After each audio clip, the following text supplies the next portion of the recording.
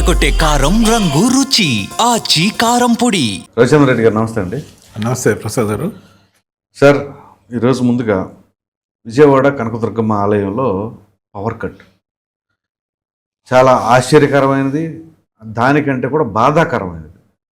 ఏంటి అసలు ఏం జరుగుతుందండి? కనకదుర్గమ్మ ఆలయంలో కరెంటు పోవడం ఏంటి సార్? అసలు విద్యుత్ అనేది మోడర్న్ సివిలైజేషన్కి ప్రధానమైన వెసులుబాటు. మనం వ్యవస్థీకృతమైన క్రమంలో విద్యుత్ అనేది నిరంతరాయంగా ఉండాల్సిన ఏర్పాటుగా మనం చూడాలి. అవును, అది ఈరోజు గుళ్ళకు కూడా, ముఖ్యంగా కనకదుర్గమ్మ గుడి, క్యాపిటల్ సిటీ అమరావతికి కోతవేటి దూరం విజయవాడ అంటే, అవును, ఇక్కడి నుంచే అటు వెళ్ళాలి. అందులోని భాగమే. పైగా 3,08,00,000 బకాయిలు. ఎందుకు ఇంత పెద్ద ఎత్తున బకాయిలు? 3,08,00,000, 3,80,00,000, 3,80,00,000 ఏమో సబ్జెక్ట్ కరెక్షన్. సో ఇంత సొమ్ముని చెల్లించాల్సిన బకాయిల దాకా కరెంట్ ఎందుకు కట్ చేస్తామని కానీ, నోటీసులు ఇవ్వకపోవడం కానీ, ఎప్పుడుదప్పుడు వసూలు చేయకపోవడం కానీ. మరి గుడికి ఏమైనా ఆదాయం తక్కువ? గుడి బ్రహ్మాండంగా నడుస్తుంది. అవును, గుడికి ఎప్పటికప్పుడు ఈవోలు ఉన్నారు, పాలక మండలి ఉంది. పాలక మండలికి ఇచ్చిన వెసులుబాటు సామాన్యుడికి ఇస్తారా? ఎవరు. సో సామాన్యుడు ఒక నెల బిల్లు కట్టకపోతే వెంటనే కట్ అవుతుంది. ఆ తర్వాత వెంటనే ఫీజు లాగేస్తారు. ఒక 50 రూపాయల పెనాల్టీతో ఇమీడియట్ కట్టాలి, ఫీజులు తీసుకుపోతారు. మరి గుడి అని ఆ గౌరవం గుడికి ఇచ్చినప్పుడు పాలక మండలి బాధ్యత వహించాలనా లేదా? ఖచ్చితంగా. ముఖ్యంగా ఇప్పుడు ఉన్న పాలక మండలి ఈ కట్ చేసేదాకా వచ్చే వరకు నిద్రపోతుందా? అంటే హిందువుల మనోభావాలు అంటే టేక్ ఇట్ గ్రాంటెడా?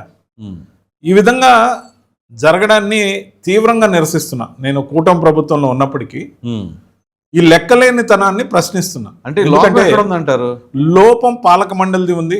మరి విద్యుత్ శక్తి అధికారులు కూడా ఒక గుడికి సంబంధించి కరెంట్ కట్ చేసేటప్పుడు ప్రభుత్వానికి దృష్టికి తీసుకొచ్చి ఆ తర్వాత చేశారా? భక్తుల మనోభావాలు ఏమైనా పర్లేదు, మేము చాలా రూల్స్ ప్రకారం పోతున్నామని. మరి ఇంత రూల్స్ ప్రకారం పకడ్బందీగా చాలా మంది ప్రైవేట్ వ్యక్తులకు సంబంధించి కోట్లాది రూపాయల బకాయిలు ఉన్నా ఎందుకు వసూలు చేయడం లేదు? అవును, దీన్ని ఖచ్చితంగా అడగాల్సిందే.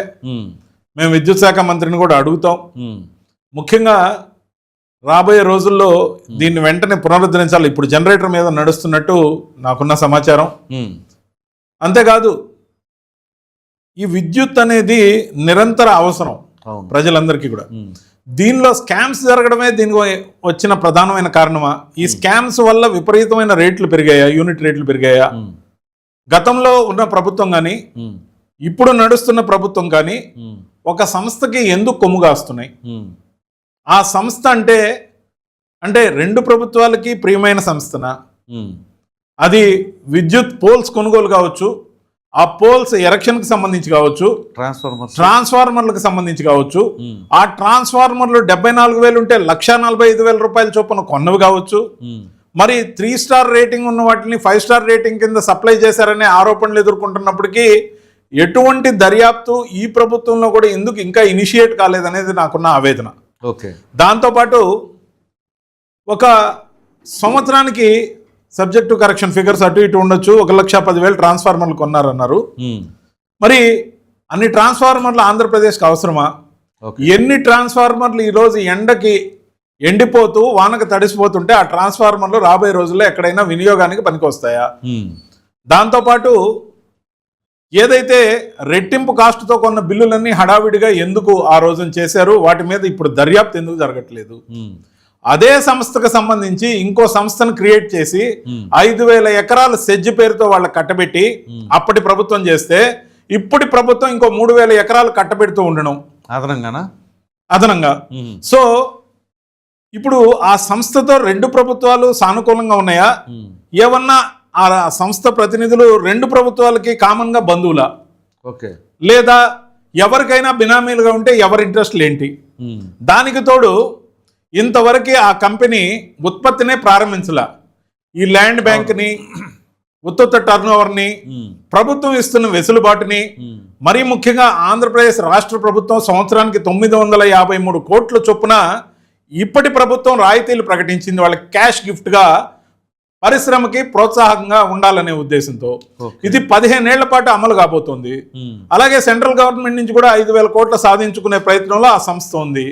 అన్ని బాగున్నాయి. సంస్థ నిర్మించి నిజంగా సంస్థ ప్రొడక్షన్ తీసుకొచ్చి సంస్థ ప్రొడక్షన్ తీసుకొచ్చిన తర్వాత జనాలకు ఉద్యోగాలు ఇచ్చి ఆ పరిశ్రమ ఏదైతే ఉందో సోలార్కి సంబంధించి ప్యానెల్స్ తయారు చేస్తామని చెప్పి ఎన్ని ప్యానెల్స్ తయారు చేశారు.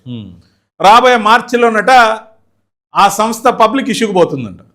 అంటే మీకు వచ్చిన ల్యాండ్ బ్యాంకు, మీరు సంపాదిస్తున్న రాయితీలు, మీరు కట్టినట్టు చూపిస్తున్న ట్యాక్సులు, లేదంటే పరిపాలిస్తున్న పార్టీలకి ఫండింగ్ ఎలక్షన్ బాండ్స్లో ఇచ్చాం కాబట్టి మనం టేక్ ఇట్ గ్రాంటెడ్గా ఆదాయం పొందాల్సిందే అని చెప్పి నిర్ణయించుకున్నారా?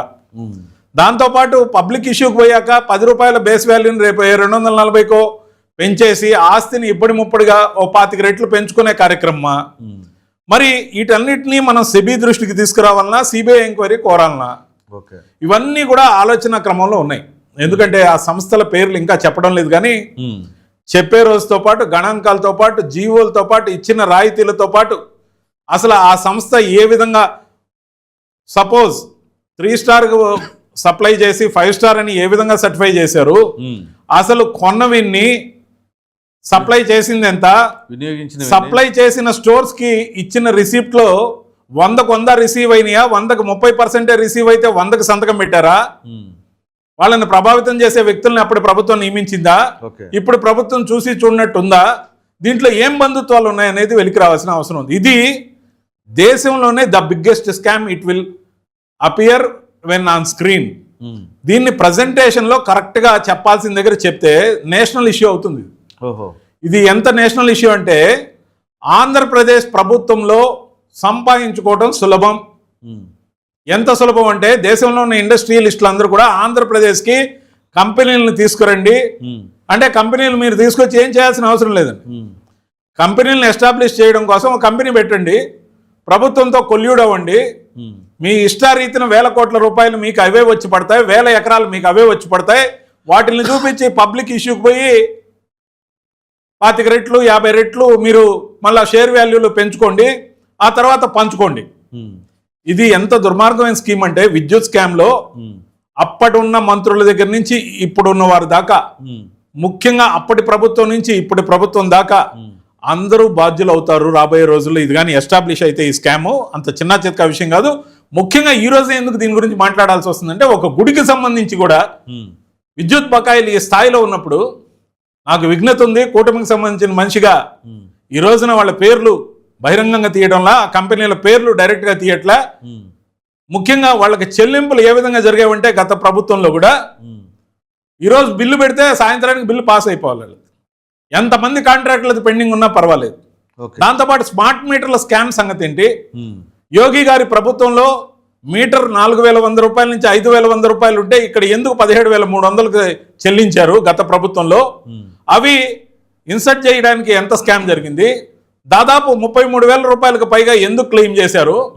ఒక్కొక్క మీటర్కి ఆ విధంగా క్లెయిమ్ చేసినప్పుడు ఎన్ని వేల మీటర్లు ఏ ఏరియాకి, ఒక రాయలసీమ రీజన్కే ఎన్ని సప్లై చేసినట్టు చూపించారు. ఇది పెద్ద కథాకమం ఇష్యూ, అసలు దేశం మొత్తం చర్చించాల్సిన అంశం.